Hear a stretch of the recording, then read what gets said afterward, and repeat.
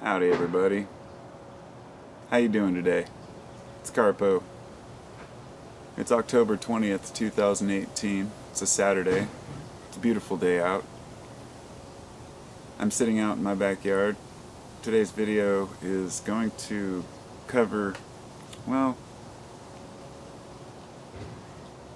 really the main thing I wanted to talk about is how as we get older, it makes it harder and harder, it seems, to take on new projects, long-term goals, and set goals.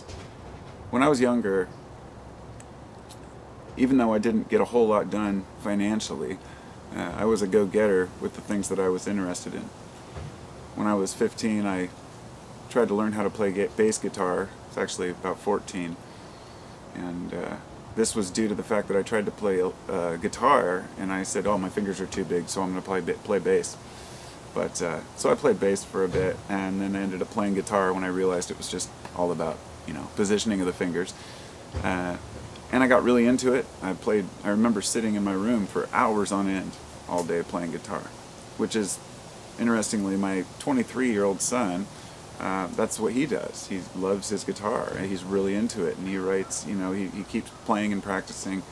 And it seems that as we get older, and especially if we have a family, when I was his age, 23 is when I met my wife, and he's my stepson because I met, technically when he was 3 years old, I met her.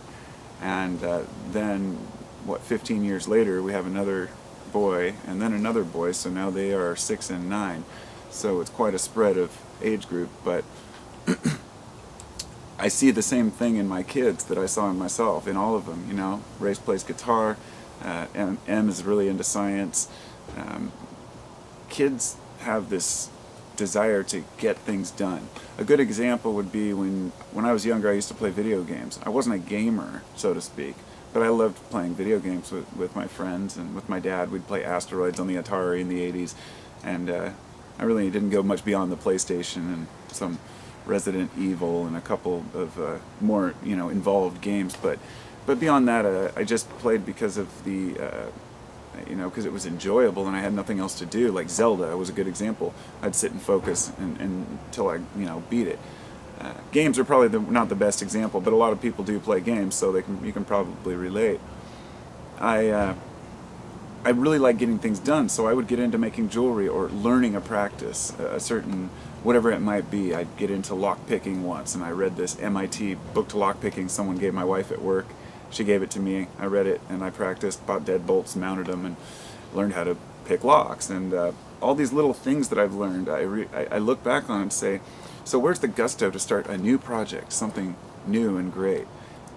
And as you raise a family and you start to get into the routines and the rituals of life, it's hard to kind of reassess, refocus your energy into something more involved and deep, something that might take days or weeks. For example, I'm trying to write a book, and I haven't really added anything to it in probably the last month because I'm kind of just trying to figure out where to go, how to finish it. It's the pharmaceutical book about the pharma industry from the beginning, and I was like, okay, so I'm kind of stuck. You get like blockage, and it's the same thing with artist block, musician's block. You get to a point where you're just like, I don't know what else to do.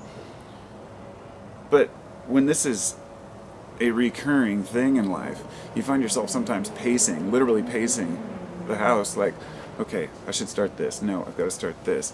And we become overwhelmed with way too many things that we need to get accomplished. And then we feel guilty focusing on a long-term project that we know will have a good outcome because we justify it by saying, well, there's these short-term things we need to get done. I've got to do this. I should clean this, or I got to fix this thing. And you get paralyzed with inaction. And I do. And I'm just relating this because I know other people will understand where I'm coming from. You know that you have the potential to do something like, great. My example would be with my channel. I've wanted to start structuring videos and make I have a format written down and a formula to like take a subject, look at it from both sides, and all these different angles I want to look at. And I said, okay, I'll get all excited one day and be like, I'm going to do this. I'm going to start doing it, editing, taking a little more time because I know the outcome of a good quality, well-researched, edited video, the outcome for my channel would be much better. But the short-term gain is just to sit in front of the camera and talk, because that's why I do this. So I'm torn between knowing how to pursue something and actually doing it. It's hard. It's the same way with it's always been with work. Like, I really enjoy work, getting things done. I like working. I'm not a slacker. I'm the kind of guy who you can trust on the job site when the boss is gone. I'm not going to just mess around just because. I have guilt inside if I waste other people's time and money. So even though I was always a valued employee, I always felt like I wanted to do something more. You know, I'm like, I want to do my own business. I want to, you know, create my own reality, you know, not just do it for someone else. And I've always been stubborn that way, and it serves me well, but sometimes I just feel trapped, like, am I better at just taking directions? Because I'm not a follower, but in some ways, you know, I'm not arrogant enough to be a leader either, to think that I can lead or that I have a better information than some other person. So in between being an employee and a boss, you're kind of stuck in this realm. And so you want to be basically like for me, it's like freelance. Like, I want to be able to do my own thing. I want to write a book and, you know, sell it myself, do my own business myself. I have my herb business, you know, which is, you know, has its own issues. Often the issue comes down to management and, what's the word I'm looking for? Bureaucracy, dealing with all the little details and paperwork and getting things done properly. And then I kind of become overwhelmed and just shut it down. And then you get stuck on this routine cycle of day in, day out. Well, I'll do this next time, and I'll do this tomorrow. And you end up putting things off for too long that you, not just the things that you're supposed to do or you feel are like the things that you feel guilty that you're not supposed to completing, that you should complete, but you also put the things on the back burner that you want to complete, the things that move you. Well, I do. I'm speaking for myself here. By putting some of the things in the back, I figure, well, I shouldn't do this either. I shouldn't waste time sitting down and writing a book for 6-8 hours in a day, or editing videos for several hours. Why not? I don't know. What else am I doing? I mean, I have other things that I do, of course, but that's not the point. It's difficult to plan ahead and to raise a family, as well as trying to just live in the moment. And, you know, I don't know. I guess one of the joys of talking about these things is that I know other people feel the same way.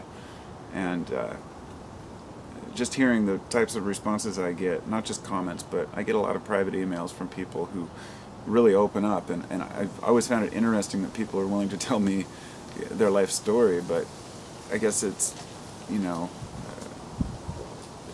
I am willing to listen, and that's one of those things. A lot of people don't have anybody willing to listen, so when they have dreams, people who don't have anyone in their life or are confused, they may, for example, send me an email saying, asking me things like, well, how do you do it?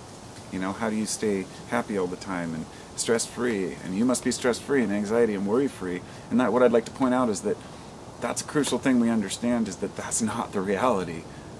I have my own anxieties, my own pacing, my own stress, my own fears, my own misgivings and misunderstandings, and I'm not very good with, you know, I'm good with talking with people and reading people and, you know, conversing, but I also have a, you know, I tend to forget, you know, to not do things the way society does them, so people misunderstand, you know, my intentions. You know, maybe forget friends' birthdays and stuff like that. You know, there's everybody's just got their strengths and weaknesses, you know, and I'm trying to do the best I can with mine, but it's a work in progress, life is. And all I can say is I'm glad that each year I'm doing a little better. Putting together, if you have a desire to do something, I guess is what I'm saying, if you have a desire to create something, don't think that you're too old to do it. It's really easy to do. I'm only 42, and I'm starting to be like, well, that'll take forever. I'm like, wait, I could spend a year doing this, and that's nothing. You know, a year of my life. And even though I won't get paid in the meantime, and I'll have to bust my ass, you know, working for free is something you just do when you're trying to build something, and that's one of the hard things to do. When you have people to support, you feel guilty spending time doing things you're not getting paid for. I guess that's what it comes down to. And, you know, I guess you're looking at a long-term investment, but you never know. You're taking chances. You get into the safety of working for someone else, having your 401k at retirement, or you are a freelance risk taker, which you almost feel guilty for being that in today's society. But it's what we need. It's the kind of society we live in now. So hopefully I came across with some points there that people can relate with. And as always, thanks for watching. Subscribe, hit the bell, leave a comment. Feel free to look in the description for any information on contact info or whatnot. And thanks to my supporters, thanks to my peeps, and I will talk to you all soon. And remember, if you have something that you want to build, do it. I know a lot of people have a low self-esteem and they figure, oh, I can't do it. If I could send any last paragraph message that this video to sum it all up, it would be that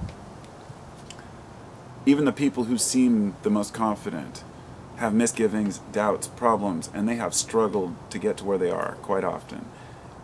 It's okay if you have self-doubt. Just don't let it hold you back. And realize that everyone else is supporting each other.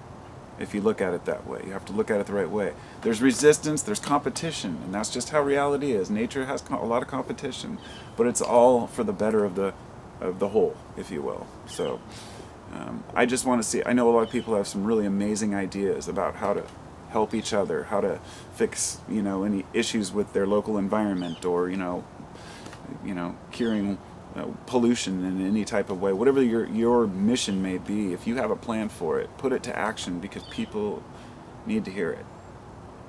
Talk to y'all later.